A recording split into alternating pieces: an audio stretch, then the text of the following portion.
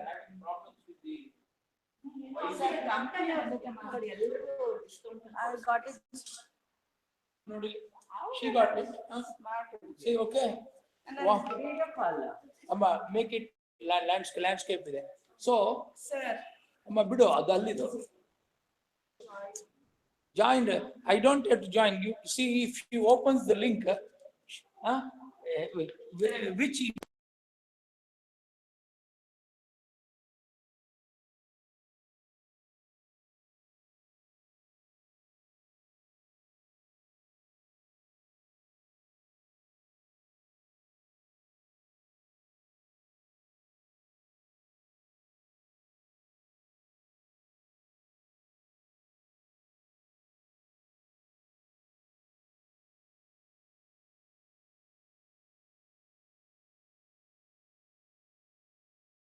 Click on it. I have read and understood the information. Proceed. That's it. she's getting the hangout, not the hangout. You should get this. Join the call. Now it will come. No, you got. She is not getting this.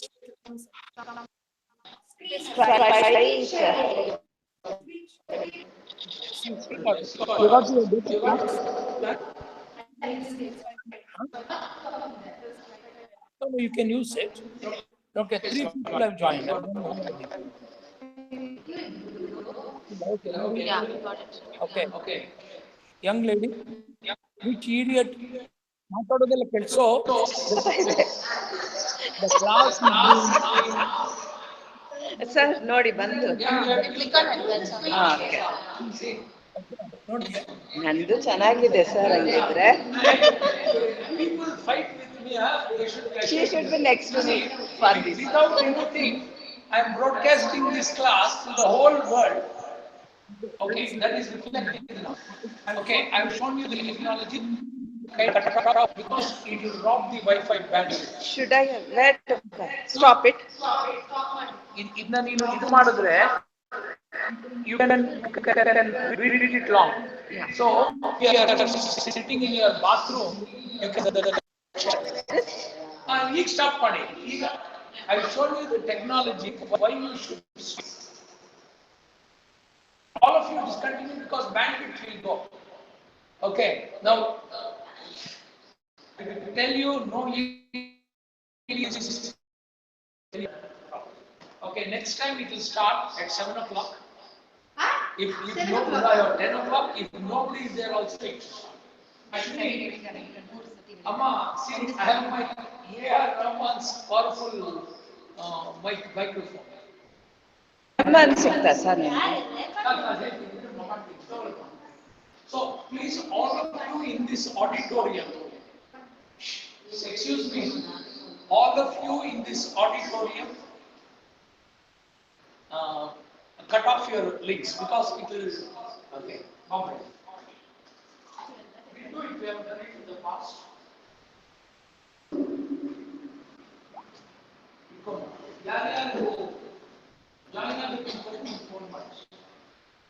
Okay.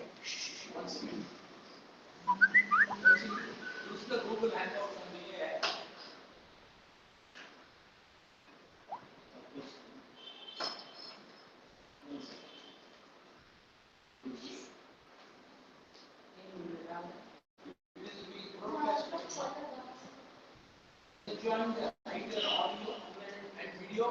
ನಂದು Yes. As they join, write their audio and video from my broadcast. I don't want the broadcast the last stream. When you guest in the last are muted, you just when they join. Yes, all muted will be.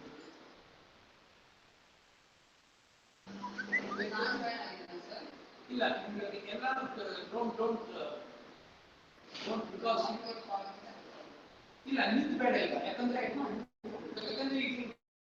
outside people okay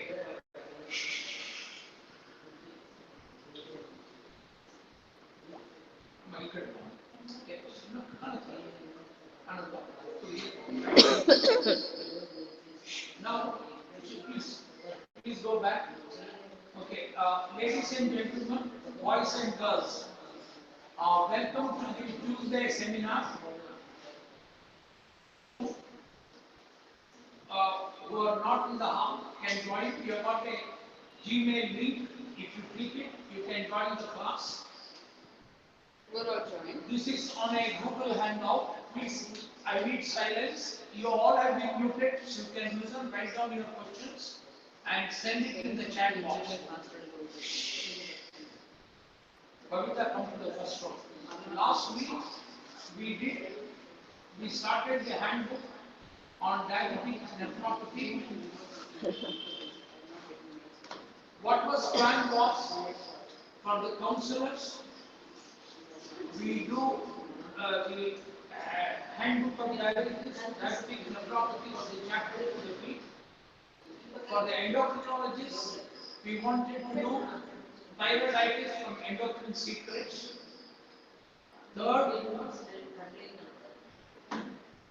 for the MRCP, we wanted to do hypertension. Actually, you stop the speaker. You don't need the speaker. Okay, otherwise, so later, if you are interested, it's up to you. Now you can join from anywhere in any part of the world. We had stopped up to, today attendance is very minimal. I think children are having holidays, families are with them. But we'll continue what is. Now,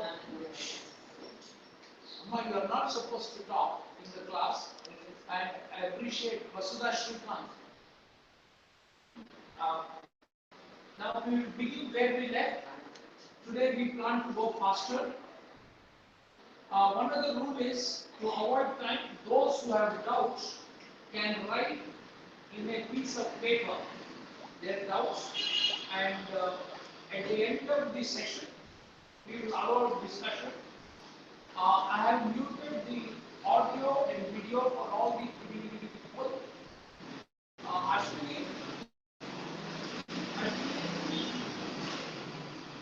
yes, Ashwini.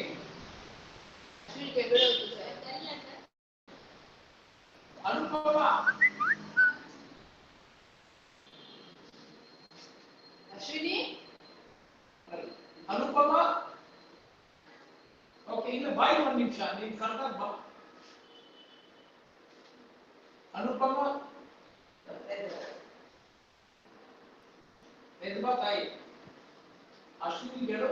Some selected doctors who may be interested, like Rashma, Amit, Kamala, Vasanti. She can call them and say they can join the class where if they are interested, including Gitara, Oma, etc. They got 2 emails. The second link they have to click, not the first link. I can join. Okay. Now we ask her to please 100% silence. Tell her to call people. They have got a Gmail, they have to just click it. Start reading and you can read from it. Epidemiology. This is where we stopped last. Reported prevalence and Epidemiology. reported Louder, Prabhu. prevalence and incidence of microalbuminuria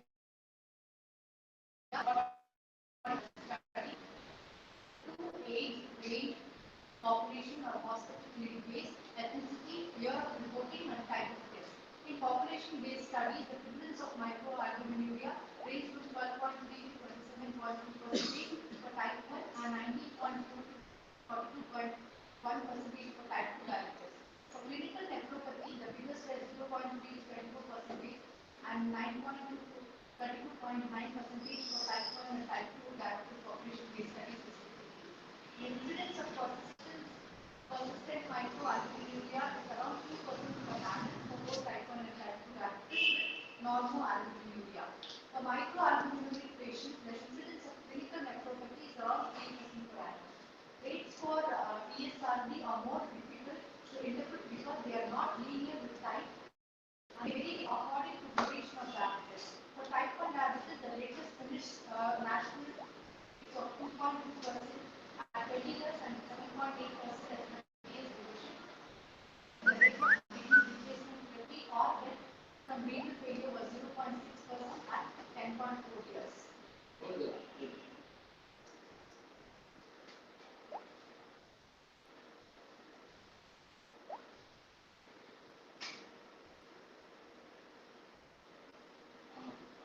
Excuse me, Miss Chandraprabha. No, sir. You disconnect from Google Line. Sorry, sir.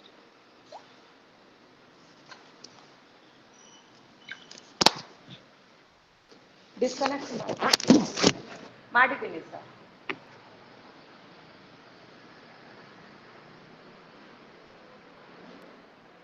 ಆಗಿಲ್ಲ sir. ಆಗಿದೆ sir. ಆಗಿದೆಯಾ ಆಗಿಲ್ಲ?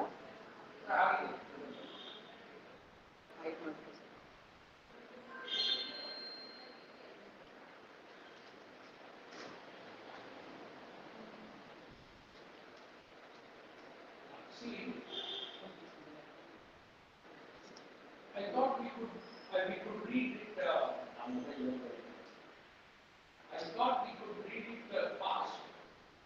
I request Kavita to read it a little slow. The reason is this. Again, this paragraph is pregnant with meaning. If you want to understand, even for me, I read this chapter. I don't know how many of you have promised and read it before. We are supposed to read those chapters before the Tuesday class. I have read it, so I have some information. What it says is, it talks about prevalence and incidence. All of you know prevalence is both old and new cases. Incidence is new cases. About prevalence and incidence of microalbuminuria and clinical nephropathy. This is over proteinuria. Microalbuminuria, clinical nephropathy. That is one of the older classifications. When you study type 1 versus type 2, it varies when they reported 50 years ago, it would be high. Now, care has improved. If it is reported now, the incidence would have come less because the care has improved. Type of test, whether you do a dipstick or a quantitative test. This book is this edition is 2010. Around that time, the prevalence of microalbuminuria in any type 1 diabetes clinic is about 12 to 27%. You can take it 20% will have 3% will have type 1. This depends upon whether in new onset patients or long duration patients. This is in a general clinic. To go to any clinic, including microalbumin, 20% will be positive. We did it in Delhi long time ago, was also 20-24%. So prevalence of microalbuminuria in a clinic with type 1 will be around 20%, 12 to 27%. True diabetes, it is reported 19.4 to 42%. It will be around 25-30%. And type 2 have hypertension. Clinical nephropathy, that is covered, the figure in type 1 for 0.3 to 24%, 0.3 less than 1% to 24%, 9.2 to 32%. These figures are absolutely useless because when type 2 diabetes, the over nephropathy, clinical nephropathy was 9%. Clinic with good care. The clinic where it is 32%, obviously is not a good clinic with good care. Or the clinic with 32% would have long-standing 10-20 years of type 1 diabetes, whereas the clinic with 9.2 could have new diabetes. So don't bother, these are not the mistakes. In general, microalbuminuria, you remember about 20% in any clinic can have microalbuminuria in type 1, and about 30% could have type 2 in any general clinic. For clinical nephropathy, it is very tough. The range is very broad. I can't tell you. Now go to the incidence. Next paragraph is on the incidence. That means how many new cases you will be of persistent microalbuminuria. You go to any clinic, every year start doing the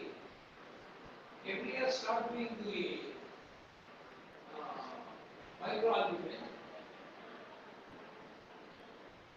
New cases that last last year they were negative, this time they developed microalbuminuria.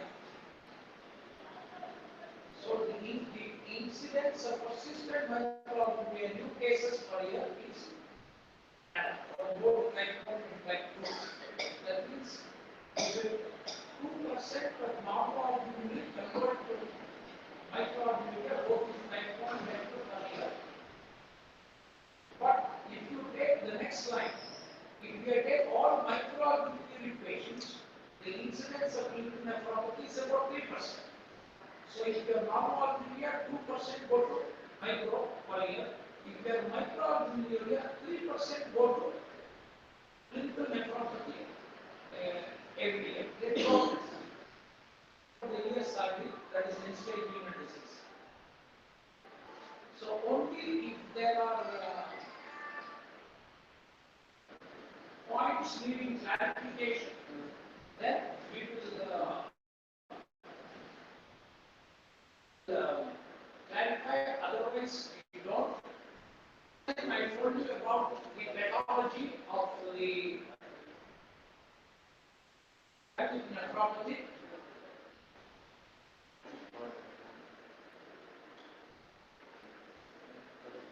Okay, what did we say? Before we go, there are different types of pathology in the diabetic nephropathy and non-diabetic renal disease. We spoke about the basement membrane, the glomerular capillaries, the podocytes, the glomerular barrier, mesangial expansion.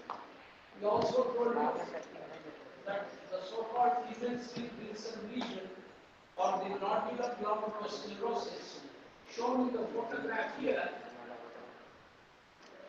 is a classic lesion of diabetic nephropathy, but not a common lesion. Lesion is nodular glomerulosclerosis, immensely Wilson lesion. But the commonest lesion is diffuse glomerulosclerosis. The picture has not been shown. Size selectivity, chart selectivity, etc. Kavita was saying we will read through. Before she reads through, let me explain through diagram and let me ask a question out of the people sitting here. How many of you really read this chapter this weekend? Lift your hands. It is sad. It is as a teacher trying to be, it is really sad.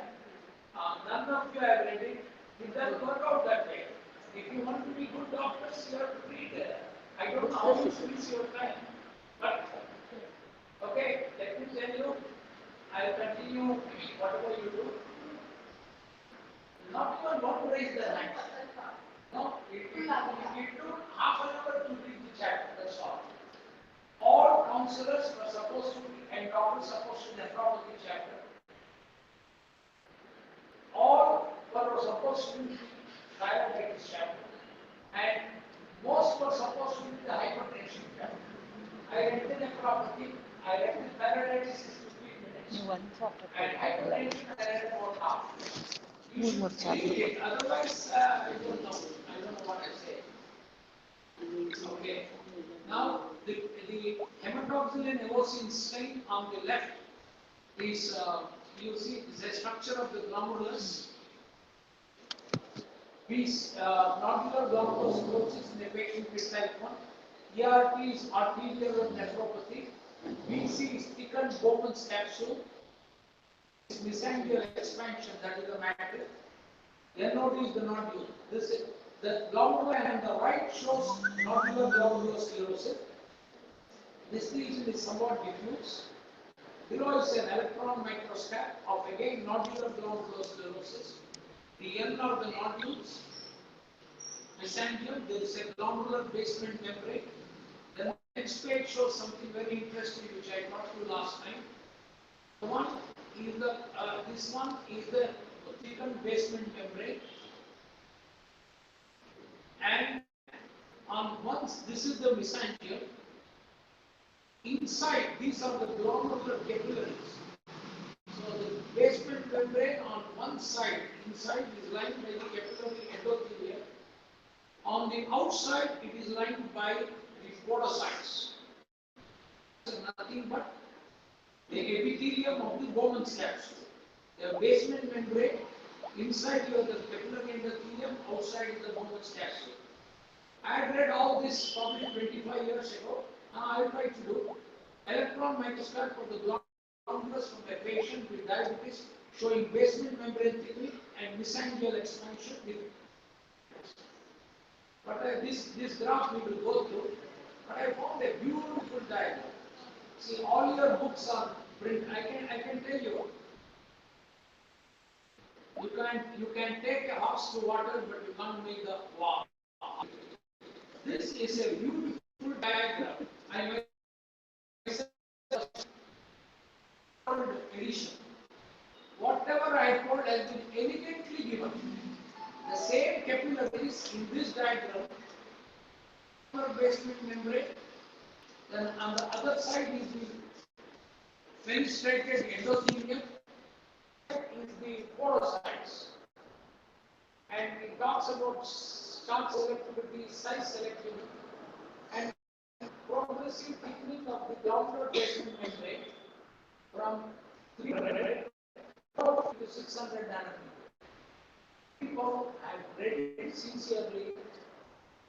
Don't have time, you utilize it. I don't know, I leave it to you.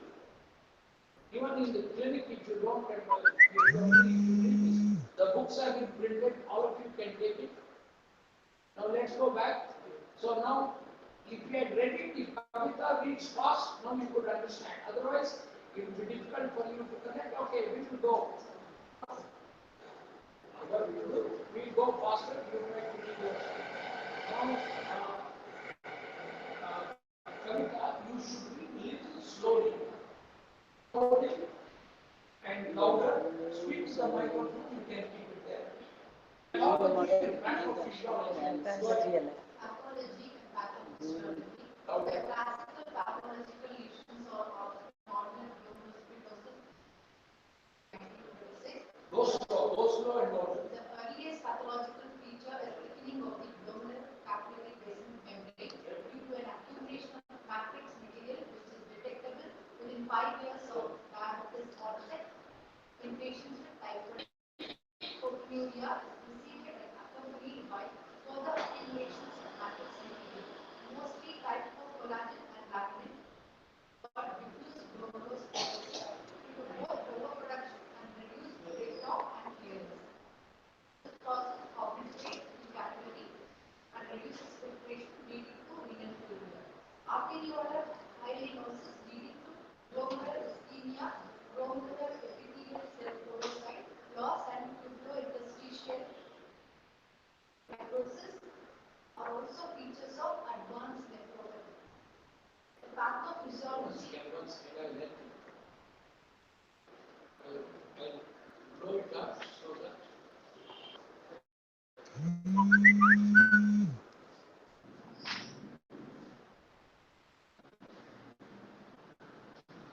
that is when you speak what segments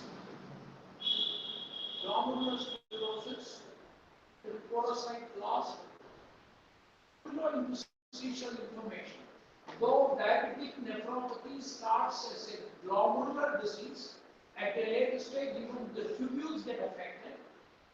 And I remember the word in nephrology called obsolescence. They become non-functional. And you know, the nephron has glomerulus and the tubules. Tubules are proximal convoluted, group of them the ascending, descending group, distal convoluted, and the collecting tubule. Interstitial disease also occurs, then there is fibrosis. Now, okay, this diagram you can again see.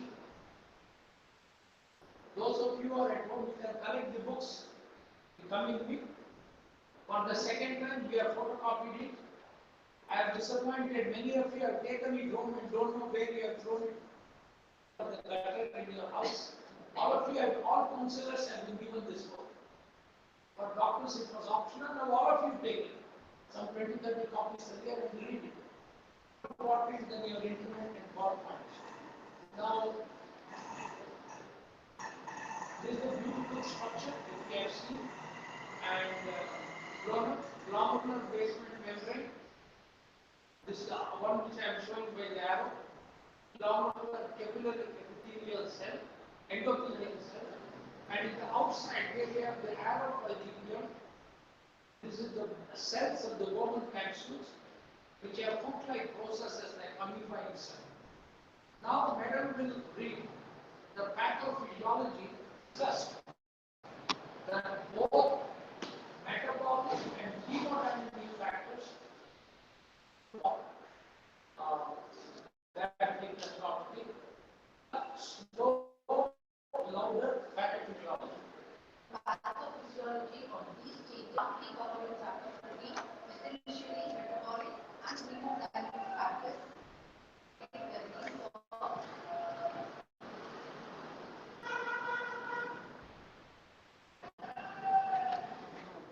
Pro-fibrogenic cytokines such as transforming growth factor beta and connective tissue growth factor, as well as decreasing matrix degradation by inhibition of enzymes such as metalloproteinases.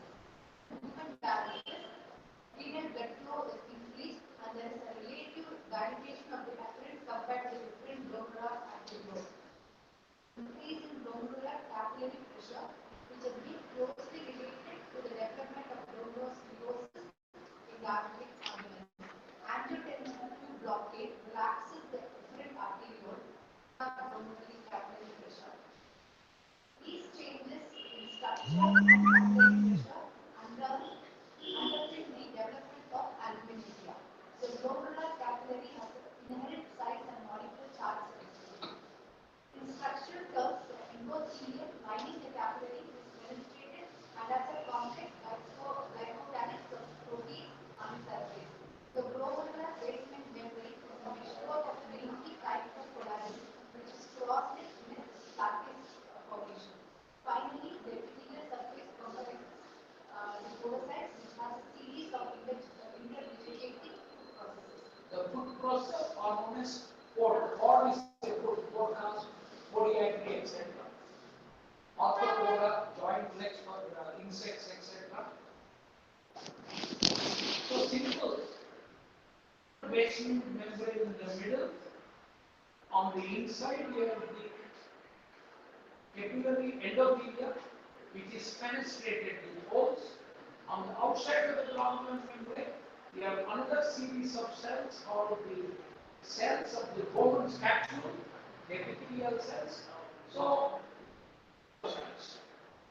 in the retina, any one of you can tell me what the corresponding cell is known as? What is the corresponding cell support to the earliest sign of diabetic retinopathy is the loss of a particular cell called pericyte, and this is called podocyte. So please sleep 1 or 2 hours less every day to read it. Okay, no certificate course, all those don't matter. It is called the pericyte loss. Because of the pericyte loss in the retinal endothelium, retinal capillaries, you get bulging of the microneedles, pericyte loss. Here it is podocyte. Each organ is different. There is no comparison. This is the structure. Now, just read this text, then I will explain the diagram. Louder, please. More separating proteins and charge of albumin. Glycation of the glycocalyx protein, destruction of the glomerular basement membrane lattice by matrix accumulation and podocyte loss, low filtration of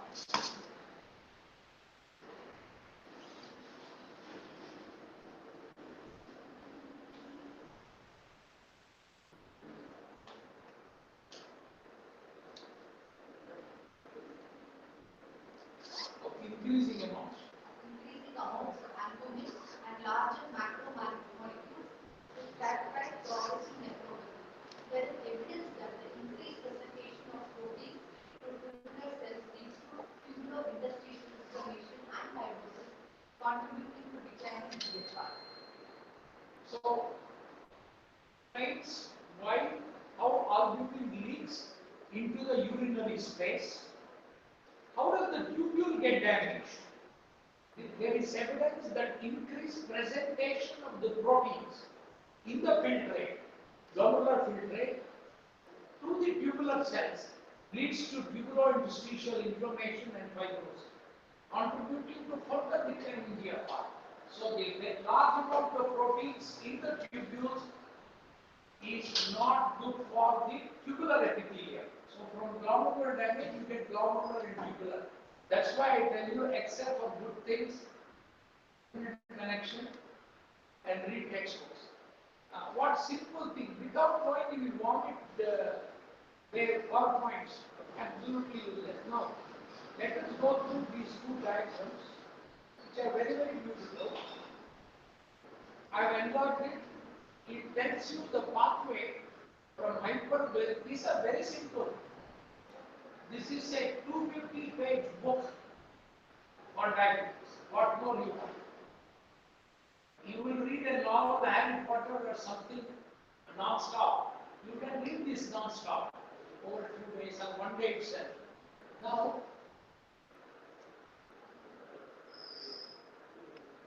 these are experts who have understood and simplified in a cartoon manner. This is the handbook of diabetes by BS, etc. If you go to the main book, which is 2,000 or 3,000 pages, the same will be explained in about, instead of 1.5 page, in 15 pages. Only if you digest it, you go there. I can assure you, when my life was little more simpler, I read all this 25 years ago. I have not had time, but now I am enjoying it. Now, this is the pathway from hyperglycemia property. So what does hyperglycemia do? Metabolic factors, hemodynamic factors. Metabolic is advanced glycation end products. Then polyol pathway, exosomal pathway, oxidative stress. If I ask you what is polyol pathway, you should write. If I ask you exosomal pathway, you should write. Oxidative stress, you should be able to write at least 1 page. What are the hemodynamic factors? Hyperfiltration, increased glomerular capillary pressure, systemic hypertension. There are 2 terms which are well written. One is systemic hypertension, what you measure in the blood pressure cuff in the arm. Second is called intraglomerular hypertension. That is the hypertension inside the glomerular capillary.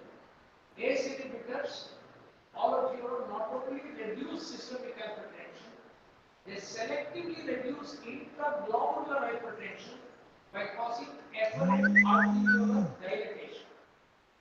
Fundamental things you need to learn. Now what happens? If you are hyperglycemia, your activation of signaling pathways like protein kinase B, angiotensin II,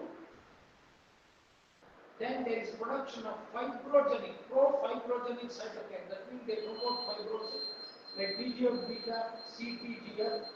This leads to accumulation of the matrix, extracellular matrix accumulation, GDM thickening, glomerulosclerosis, then you get nephropathy. We also taught you that there is some genetics which determine whether you develop nephropathy or not. It acts in both the pathways. Diet and smoking affects nephropathy and directly or through pathways. Cartoons. Let us go. But I am telling you, this wonderful diagram, I have never seen it. I will show you, say, how nice you people have done justice by reading this before you came here. Beautiful diagram. So what it shows, the 3 stages of clinical stages of nephropathy: normal, microalbuminuria, macroalbuminuria, or overproteinuria, nephropathy, then you go to the next stage. This type of a diagram needs a wonderful teacher to conceptualize and put it. Figure 16.6, schematic of the changes in selectivity of glomerular capillary to albumin in diabetic nephropathy. A rise in capillary pressure and thickening of the glomerular basement membrane, GBM, together with loss of podocytes, result in increasing passage of circulating proteins into the urinary space. Most CHOP selectivity takes place at the podocyte layer, size selectivity at the GBMs. The role of the glycocalyx is still unclear. There is a small mistake, I think, in this book. About the glycocalyx, that is the anionic glycoprotein covering the cells at the cell surface. This repels albumin, which is also an anion. My reading, the memory goes that the anionic glycoprotein is on the podocyte, not on the capillary membrane. So, in the previous paragraph, they said in the capillary endothelium, otherwise anionic glycoprotein negatively charged, from not entering into the urinary space. When you lose this negative urinary space, but here he has written right. Pressure, thickening of the membrane, together with the loss of podocytes. Most takes place in the podocyte layer. So it is the podocyte layer which are the charge. This is a correct statement. Remember, most charge cell activity takes place in the podocyte layer. The earliest finding in that property is the loss and very molecular level. Now look at it. Look at this cartoon, 3 cartoons. I don't know what it represents. Here are circles on the top. The side capillary lumen. Then he said this is I may be wrong, but here the glycocalyx is responsible for the charge selectivity. The veins are responsible for selectivity. Now, this is the capillary lumen. He calls the fluid the glycocalyx. It may be correct. It may be present both places. Orange cells with black dots are the endothelium. Why is called fenestra means holes. See, there is a hole here.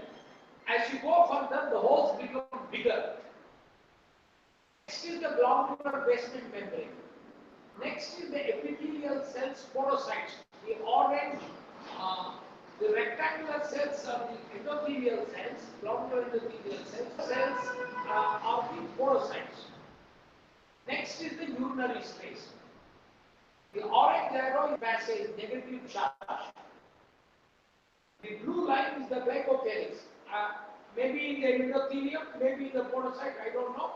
But here he says most charge selectivity podocyte. Unclear to me. Albumin. Now, if you compare these 3 diagrams, the blue line should have disappeared slowly. Loss of the glycocalyx. The fenestrated endothelium, the holes become bigger. As you move from the left to the right, see the holes are becoming bigger. The number of cells, 6 cells, 5 cells, 4 cells. So this is leaking. Nimmane jaradi tootu doddaagide ashte. Glomerular membrane. This is a good thing. This is 300 nanometer. If I want to revise this cartoon, I will make it 1.5 times thicker. 300 nanometer, double the size.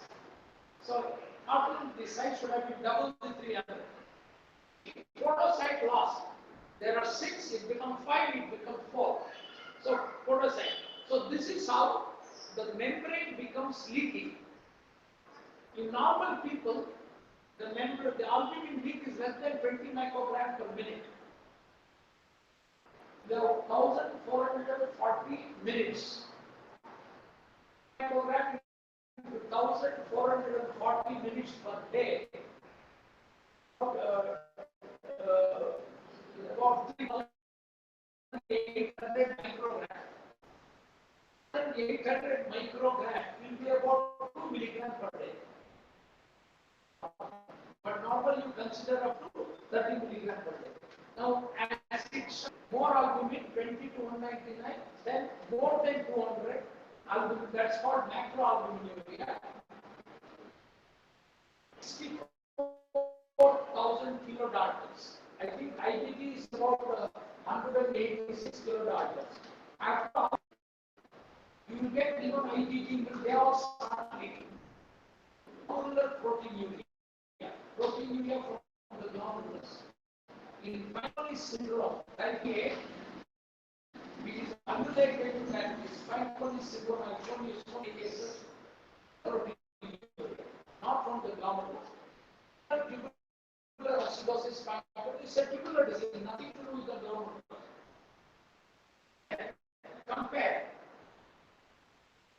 Not sensitive. Microalbuminuria, some loss of charm selectivity. Clinical nephropathy, more loss of charm selectivity. The rest are 5.5 nanometer. Less than approximate, then 5.5. Then it becomes 10 to 20. Normal podocyte number, podocyte loss, significant podocyte loss. Capillary pressure 35, 45, greater than 42. Better description than this. Okay, now listen to this story once. Okay, let us do this and then go to. Okay, every day. Okay, Kavita, speak to the microphone louder and slow. Others should be able to read along with you. You should also mentally read with you. Well, Case history. Woman man, type 1 diabetes, modest renal impairment, serum creatinine. no, 1 second. Micromoles per liter, milligram per deciliter. I don't remember the exact conversion. So this will be about 2 point something, I think. Okay. Clinical nephropathy, 170 by 110 millimeter of mercury, when you first presented in 1994. Control was poor, and we would only take insulin once a day in unusual shock testing on alcoholic medication. He was started on enrollment pending GBD with the immediate response. His BP fell to 128. Initial increase in serum creatinine stabilized, and now 15 years later, he is still independent of dialysis. The simple creatinine chart is showing. 1 second. Lakshmi Reddy and Sumati Madhyazigan have walked in. I will remind them you have missed a lot. The loss is yours. Come at 9:55. Yes, sir. I told you about inverse. How many of you in this hall had even heard of inverse reaction? Many Priya, you should sit and listen. Okay, then how will you go to Abu Dhabi? Okay, now, how many of you heard inverse reaction? These are clear. Going to Windsor Manor, Lee listening to the Gora or a non-Gora is useless. You blessed read books like you read Bhagavad Gita. Let me tell you, when I came to know about reverse creatinine in 1987, that was a beautiful book called, I keep quoting you many of that. Years ago, the book called Textbook of Diabetes by Tattersall and Gale. Beautiful book. My boss had it, I photocopied it, and in Samarkand we used to photocopy it. It's a small book, somewhat of this, little bigger. It used to be full of case stories, real life stories. And every chapter there would be a real case. And I told you when I taught DKA, the most important treatment modality in diabetic ketoacidosis is diabetic coma. What is the most important component of the treatment?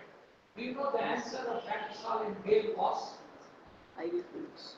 A good resident doctor who stays next to the patient overnight, an unconscious child, does all the charting, takes care to see the child wake up and smile in the morning. That is the most important part. Similarly, I learned one more thing. Definition of diabetic foot. That is by Andrew Bolton. Defined. Breakdown of a skin of a diabetic is called diabetic foot. Any crack is a diabetic foot. Lakshmi Reddy, you should not see mobile phones. Modi is bad. Unless you get something from the hospital you take. So why I told you is that was a classic textbook. Unfortunately, they didn't. So we used to photocopy it and give to all old timers have it. In fact, it was Padmaja Srinivas' husband who made 30 copies and gave to all doctors. That book is gone. That was a clinical book. This I like it. It was much more clinical, very light to read. Reverse of creatinine I learned there. Lakshmi, were you there in the class when I taught you reverse of creatinine? Both of you were not there. So you missed it. If you read the nephropathy chapter, this, okay, you are all supposed to read nephropathy chapter 12 pages, thyroiditis 48, 7 pages, and hypertension. How will you progress in your lives? Okay, now do it. Okay, now sleep less. Okay, there is a drug called modafinil. It seems it keeps you alert. You can take it. No, but somehow do something. Okay, now. Take it to toilet, don't take it. Go and read it. Okay, now. Don't sleep today till you have read this chapter. Quite reminded me, inverse creatinine chart, nobody follows. No nephrologists follow. They are not bothered. Okay. But if you look at your flow chart, it is there. Yeah, again, it takes a calculation. I'm not advising you people to start plotting the inverse creatinine. It takes time in a busy clinic. But at least if you plot the GFR, you can predict the time they go to renal replacement therapy comes as the panels. Okay, now go ahead, Amma, read this paragraph. During this time, his BP has always been less than 140/90 and usually much less than that. He was working until 5 years ago as a scaffolder but had to stop because of postural dizziness due to autonomic neuropathy. His HbA1c has varied between 8 and 11% over this time. He is now on twice daily premix insulin after alpha lactate was stopped.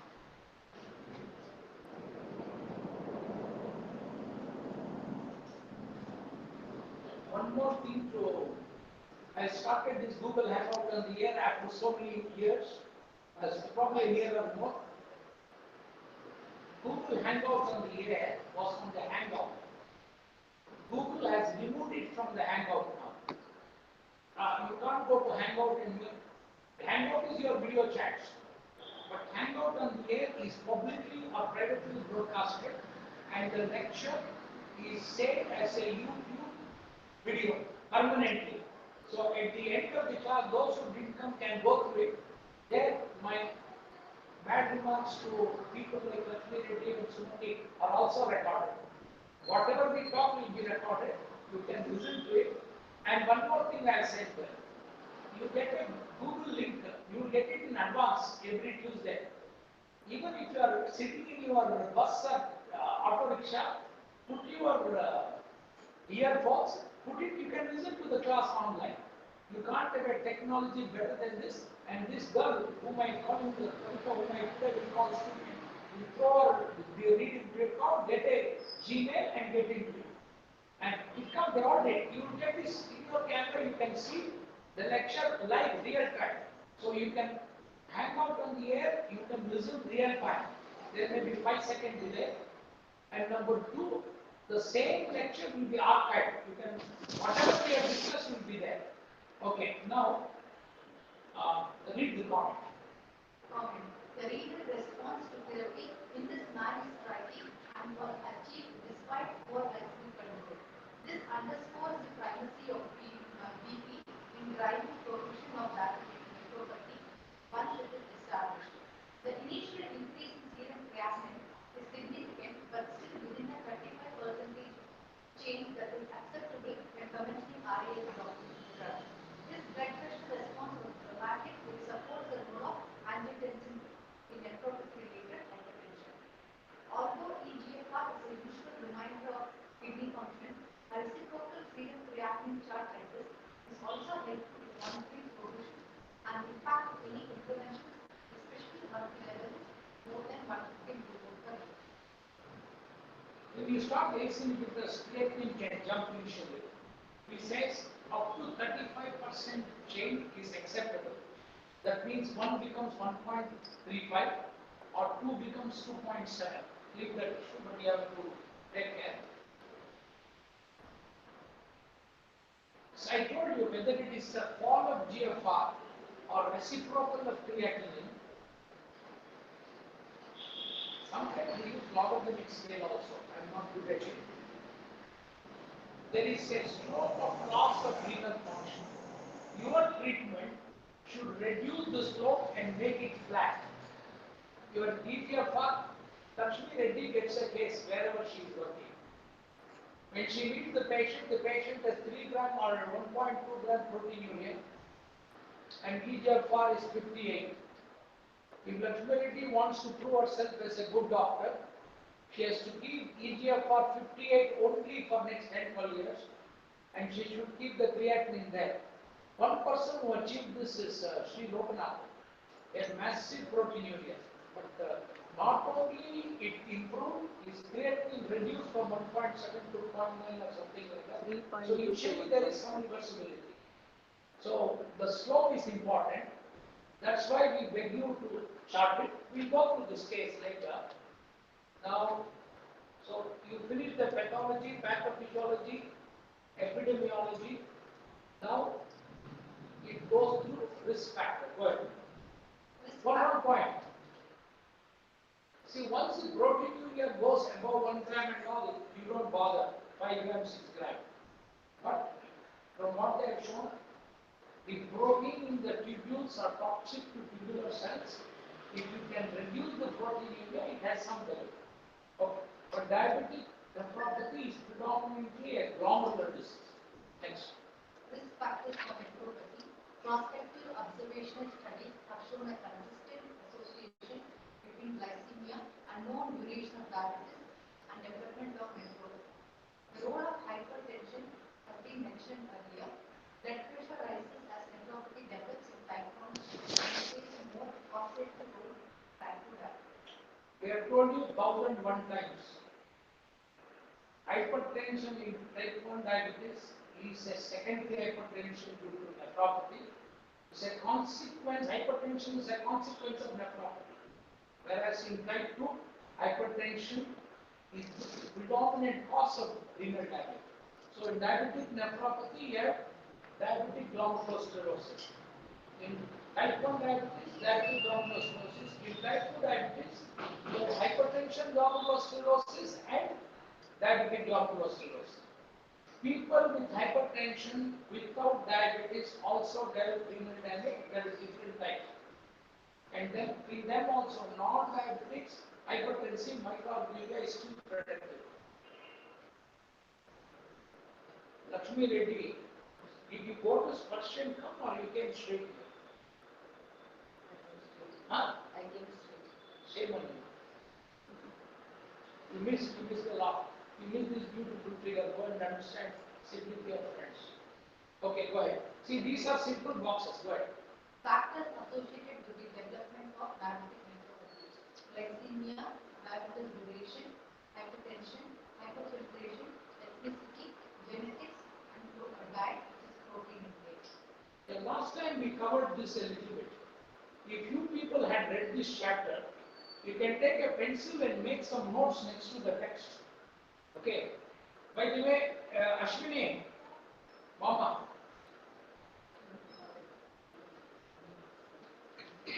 ಅಷ್ಟು ಪುಸ್ತಕ ತಗೊಂಡು ಹೋಗ್ಬೇಕಾದ್ರೆ ದೇವ್ರ ನಮಸ್ಕಾರ ಮಾಡ್ಕೊಂಡು ಹೋಗಿ next time different colour pink red blue everything looks okay all doctors can fill it up okay but this time don't use it ಹಾಕಿಕೊಂಡು ಹೋಗಿ ಆಮೇಲೆ ಬಂದು ಕಟ್ ಮಾಡಿಬಿಟ್ಟು ಓಕೆ ಸೊ ಫ್ರಂಟ್ ಪೇಜಲ್ಲಿ ಎಲ್ಲ ಬುಕ್ ಒಂದೇ ಥರ ನೆಕ್ಸ್ಟ್ ಟೈಮ್ ಕಲರ್ ಚೇಂಜ್ ಮಾಡ್ತೀನಿ. Now, we are reading about the risk factors for diabetic nephropathy. These portions are quite simple. So, Miss, again, I discussed a little bit last class in advance. If you have read it, the more you are ready, the class will be a revision for you. So we can do here fast. Here, this paragraph you are seeing for the first time. So you are trying to understand it. If you are read at home, this will be a revision, and Kavita and you can do it fast. Now go fast, slowly but clearly. A meta-analysis of studies of directly measured GFR in type 1 diabetes found a significant link between hypertension and later development of hypertension, but there was marked hypertension and the relationship was weakened when glycemic control was taken into account. Ethnicity plays an important but key understood role. Rates of nephropathy are much higher in Native American, South Asian, some Pacific Islander, non-Ashkenazi, Jewish, and Afro-Caribbean diabetic patients compared to their white European age and duration matched controls. Some of this increased rates of hypertension, for example in Afro-Caribbean patients, and some may be related to low birth weight, 50 phenotype, hypothesis, which has been linked to higher blood pressure and nephropathy generally, as well as to type 2 diabetes per se. Ethnicity, only one word. In Singapore, there are Chinese, Malays, and Indians. Indians have the highest nephropathy for every 1,000 patients. Similarly, in the Britain, there are the white, there are the Afro-Caribbean, and there are the Indians. Indians and the South Asians and Afro-Caribbeans are more. The black Negroids have more hypertension. Okay, next. Sibling studies in multiple families with type 1 diabetes have shown an increased incidence of nephropathy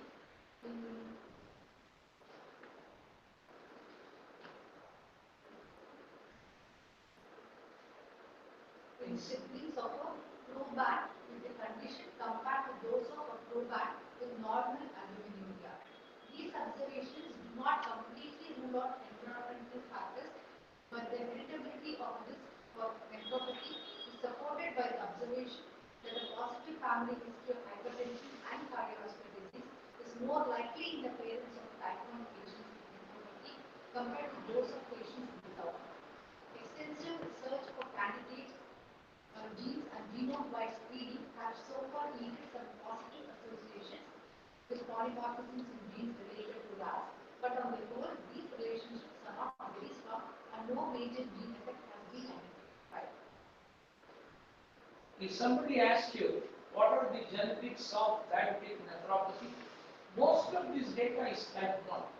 Most of it is type 1. In fact, the 5 stages, micro, hyperfiltration, micro, macro, are all more in type 1.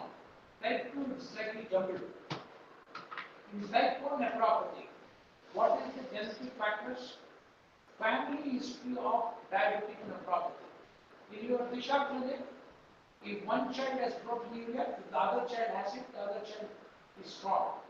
If one is missing, so if the family member has diabetic nephropathy, sibling, the other sibling also gets it. Second, in all your Disha clinic, you look at the children, if the mom and dad have hypertension, they don't have type 1 diabetes. Mom and dad have hypertension, the kid is more prone to nephropathy. If mom and dad had cardiovascular disease, okay, I should tell you, I was in the PHFI syllabus, class national expert. They were discussing this. I told this family history of hypertension is a risk factor for nephropathy. Family history of hypertension, family history of cardiovascular disease. None of the pundits knew that, and I got it introduced, including the founders. That means in your type 1 clinic, the mommy daddy don't have a type 1. But if mommy daddy has hypertension, mommy daddy has cardiovascular disease, has heart attack, stroke, this kid will develop more nephropathy. Some genes responsible for hypertension, cardiovascular disease all contribute, multiple genes.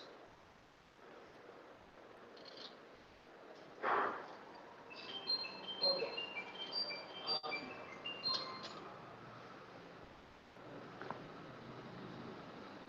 All this is, it's about 20, When Pankaj Shah and Karthi Naik, whom you know, were young, this is what we used to do. Hopefully, I try to do a treatment time. See, this is a okay diagram.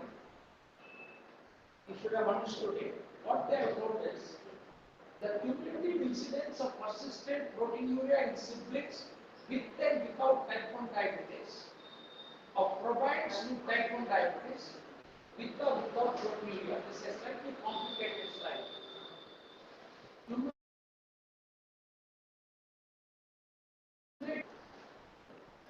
In fact, this is a wrong diagram. What they have told, the picture they are not showing. The cumulative incidence of this diagram, they have really put a wrong diagram. It should not have been prevalence of parental hypertension. This is correct. This is prevalence of parental hypertension. But what we wanted is incidence of persistent proteinuria. Okay. The cumulative incidence of persistent proteinuria in siblings with and without type 1 diabetes, or provides with type 1 diabetes, with or without proteinuria. See, this normal the table title is different, the figure is different. When these publishers printed, they put a wrong figure with the wrong title. Okay, leave that issue, but you forget this figure. What figure you should know is incidence of proteinuria. You have incidence of proteinuria. These are all in children with type 1 diabetes. All are children with type 1 diabetes. Group A, these children have a sibling with diabetic nephropathy or proteinuria. Group B, okay, you have taken 100 children with type 1 diabetes. Divide them into two groups. One group has another sibling who has type 1 and has nephropathy. The other has another sibling with type 1 who doesn't have nephropathy. So, in the index case, if your brother or sister has nephropathy, your proteinuria will be high. If brother or sister has no proteinuria, you will also have no proteinuria. That is the diagram we have to show. Now, this diagram is different. So, this is a schizophrenia. The title is different and the picture is different. This is prevalence of parental hypertension. This is a different point. These are type 1 diabetics who have normal albumin excretion rate, who has overt proteinuria. The prevalence of hypertension is about 40% in type 1 diabetics with normal excretion, whereas the prevalence of hypertension in the parental hypertension, is about 80% in those who have overt proteinuria. That means in your Disha clinic, mommy daddy has hypertension or mommy daddy has angioplasty cardiovascular disease, your kid will have more proteinuria. So the genes of hypertension and cardiovascular disease contribute. Leave that issue. Now, okay, this will come to the place.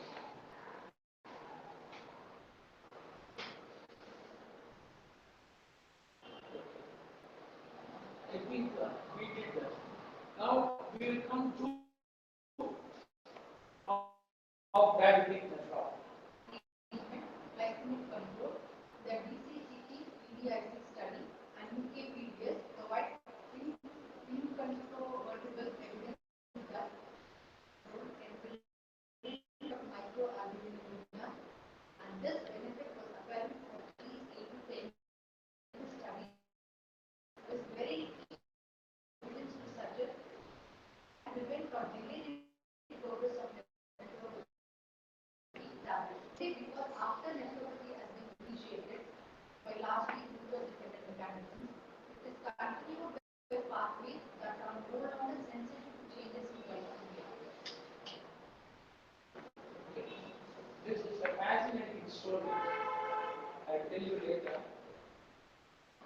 Again, if you are an old bird, like in politics, you are a Buddhism or Joshi, you will see the drama which has happened. So those of you who are new to this field, there's an interesting story which took place in Kuwait. That article was published in Lancet. So let us read this, then I will tell you that story. About management of diabetic nephropathy. Initially, they are reversible with improving glycemia. Later, it becomes, even if you do, when the CKD are developed, even if you do diet control, it may not matter much. That means once nephropathy has got established and you develop CKD, even if you bring the A1C from 10 to 7 at that late stage, you are not going to help too much because it has reached an irreversible stage for last 10 years. That is the point up to this. But there is something little more which comes in the second part. Okay, read this. This is probably because after nephropathy has been initiated by largely glucose-dependent mechanisms. It is continued by pathways that are no longer sensitive to changes in glycemia. So it means Babinda and Chandraprabha have jumped themselves to keep A1C normal in the beginning, not when you refer to some Arvind or somebody.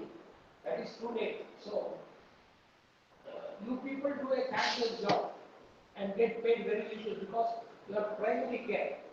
Whereas the nephrologist is not bothered. The moment you say we will talk dialysis. They are repair doctors, you are prevention doctors. You have to be proud of it. Now, there is little evidence to suggest that you can prevent the delay the progress of nephropathy once it is established.